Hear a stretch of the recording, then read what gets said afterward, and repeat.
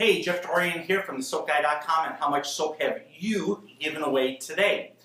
Yes, we give away product all year long, so make sure you're a subscriber to our YouTube channel so you can get notifications. There is a button there that allows you to get notifications every time we have a video so you can participate and win some prizes. Congratulations to Hollie Davis of Alabama. You are the winner from the last contest we had.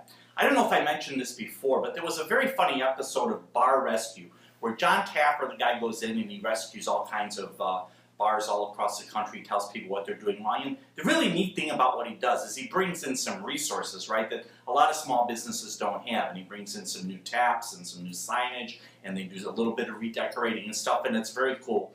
There was one episode that was particularly nutty where there was this family that had a pirate bar. And I don't remember what town it was in, but it was a fairly medium-sized city that had a medium-sized downtown, where a downtown bar that catered to the people that were going to work every day was going to be hugely successful. And he came in and saw the potential immediately, right, and said, hey, we have to change this up. And there was a lot of resistance, and we see this all the time when people call me and I say, hey, you know, maybe you should go a little different direction. And there was huge resistance. They did not want to do it. Everybody was dressed as pirates. It was her dream to have a pirate bar, and she just wasn't going to give it up. So he finally talked her into changing it. One of the things he said to her, he says, listen, do you want your daughter to be able to go to college? And I thought that put it in perspective, right? Because it was failing, and they weren't going to have a future unless they could make this thing run.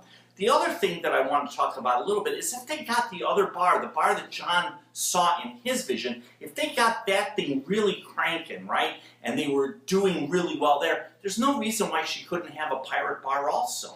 There's no reason why she couldn't take some of those resources from a successful bar and maybe go into a neighborhood that was a little bit more conducive to a pirate bar, maybe a neighborhood, something like that, and she could have both. But she had to have one successful business, one venture that was really, really working, all right, in order to pursue that dream. And at the moment, she had neither, right? The really crazy part about it was that he came back later and they had turned it back into a pirate bar after having a successful bar. So you can see how stubborn people get and how attached to their idea and their insanity. I mean, it's just completely insane that they're not going to make it, that they have no resources, that the kids' futures are doomed as far as help from the parents because they're just making poor choices. So anyway, so I thought that was really insightful. And if you watch, there's a lot of good shows that John does with people where he goes in and you can see all of the problems that people either have in the farming. I was talking about Curtis Stone, having in the bar business. We're talking about John Taffer here. All of these ideas there's common threads among them. And if you're watching, you say, hey, what's the problem here? And you can try and figure it out on your own and then listen to what John says, and you guys can have some success by heading up some criteria and making a list of your own. Say, hey, this is what makes a successful business. This is what universal for different types of businesses. So let's go ahead and call it Bar Rescue, today's phrase that pays. So go ahead and send us an email over to soaporders99@gmail.com, soaporders99@gmail.com, and make sure that in your subject line it has the word contest and then it has the word Bar Rescue. That will get your name into the correct folder, so the 50th person will win 2 dozen of our super hot loofah soap.